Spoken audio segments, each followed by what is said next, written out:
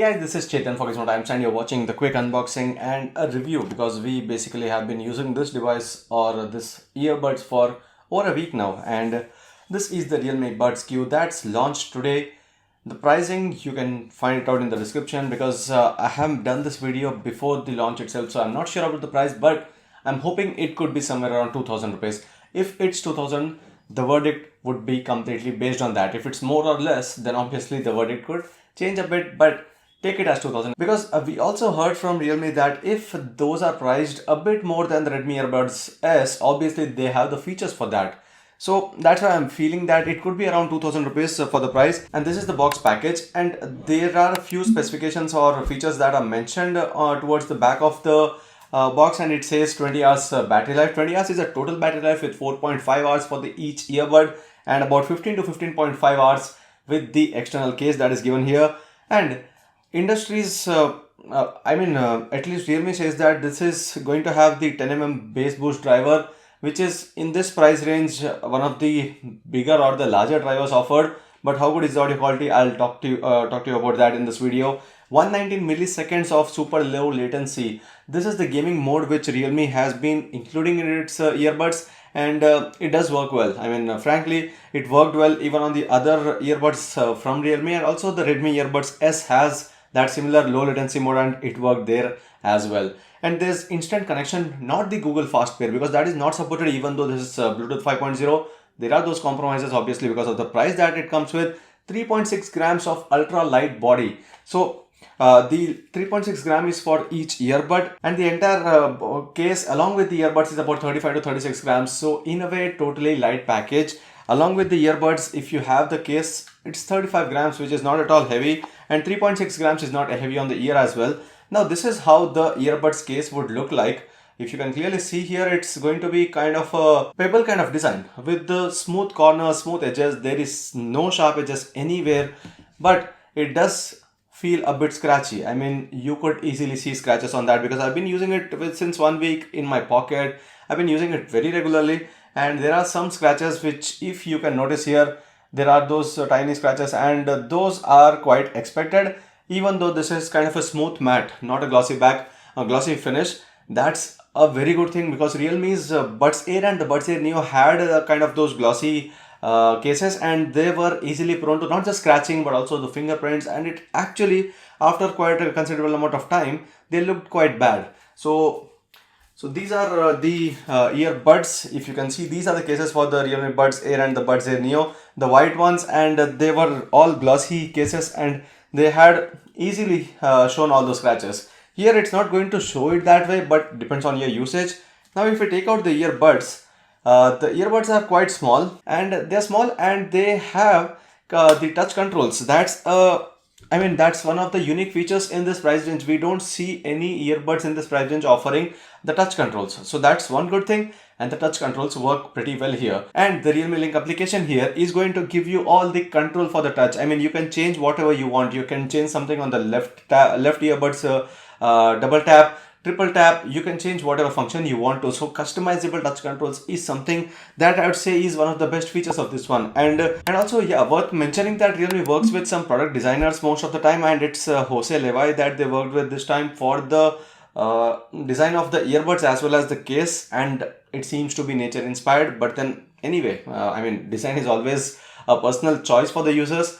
At least the good thing here is that these are in-ear options, and they at least try to isolate the noise from the external environment, so you don't easily see the noise coming in when you're wearing these.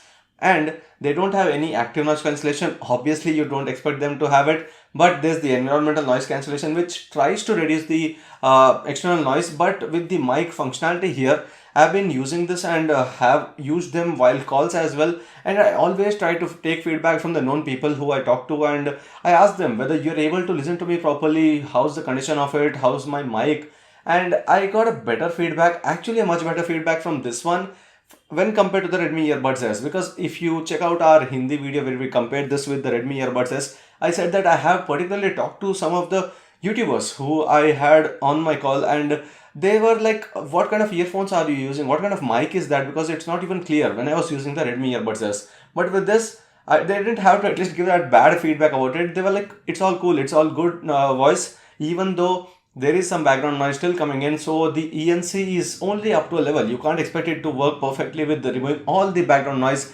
And this is not the noise cancellation that you are having. It's about the cancellation of the background noise when you're talking on a call and trying to send that call, your voice to the other side. So anyway, that is going to work up to only an extent.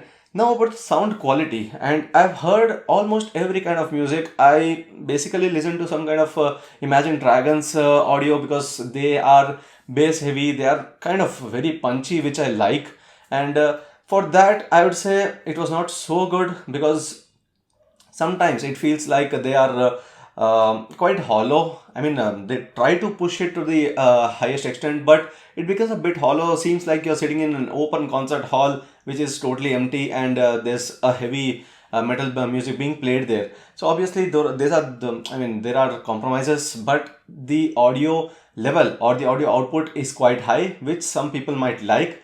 And the good thing is it supports AAC codec and not just SBC. So if your smartphone is supporting the AAC codec to send the audio to the earbuds, obviously there's going to be a better audio quality when compared to some of them in this price range, even the Redmi Earbuds S and also the Noise Shots Neo, which I tried, and those were 2500, having touch controls and a pretty good design.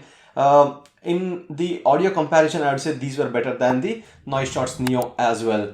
And with the battery life, I personally got about 4 hours of battery life on the earbuds. It was claimed to be about 4.5 hours, and it was 4 hours when I was using with the Realme X3 Super Zoom, because I have been started using it, and with that it was AAC codec obviously, and 4 hours on average. I didn't perfectly calculate it, on average of 4 hours. And with the case, it was about 3 to 4 extra charges, but I haven't fully finished the battery yet, and we could say that yeah, it could get close to about 20 hours, 18 to 20 hours obviously. But for this price range, I would say the battery life was quite good, because 4 hours is not bad, and you can use a single earbud whenever you want, and you can feel like, I mean, even on calls you don't need two earbuds together. One is enough. You could charge the other one and use one while on calls. For the music listening, obviously about 4 hours is what you're going to get here. So there are three color options here: black, white and yellow. We've got the black one, the standard black, which actually looks good. Yellow, I mean, some users might like it, but for me it feels weird to have those kind of color options for earbuds or earphones. So I'm thankful at least I got black, and they look decent enough. And the touch area is actually demarcated easily with the glossy area that you see here. So that glossy area is the touch reception area, and there's the charging pins towards the other side, and there are indicators for the left and right. And the case is quite light. As I said, it's very comfortable to always keep it in your pocket. You don't feel like you're having something heavy there, and it still offers a similar battery life to some of the other earbuds in the market. So before we end about the gaming mode, I've tried this with PUBG Mobile. Frankly, I still don't like the fact that there is a 119 millisecond of latency, but that's what you can expect with Bluetooth. With the wired solutions, that there is no delay as such. But with the Bluetooth, you have to expect these kind of delays, but at least it's not more than 200 milliseconds, which is regular. Here, there is some audio quality compromise when you're playing games, but that is acceptable. If you're trying to reduce the latency, if you're trying to reduce the delay from your phone to the earbuds, obviously there is some audio loss as well. I mean, the quality loss, not the audio loss.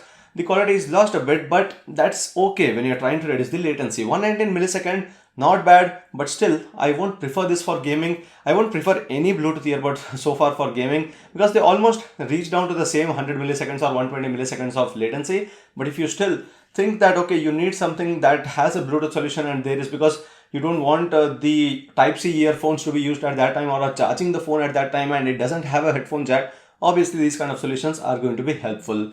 So this was the review of the Realme Buds Q, the budget range earbuds from Realme, the third one in the market from Realme.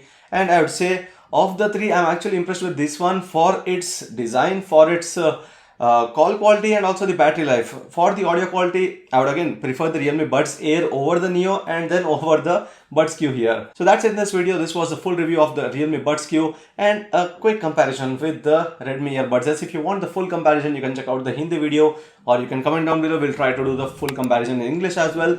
That's it in this video. I hope you like this video. If you do share and subscribe to Gizmo Times for more. Thanks for watching, and see you next video.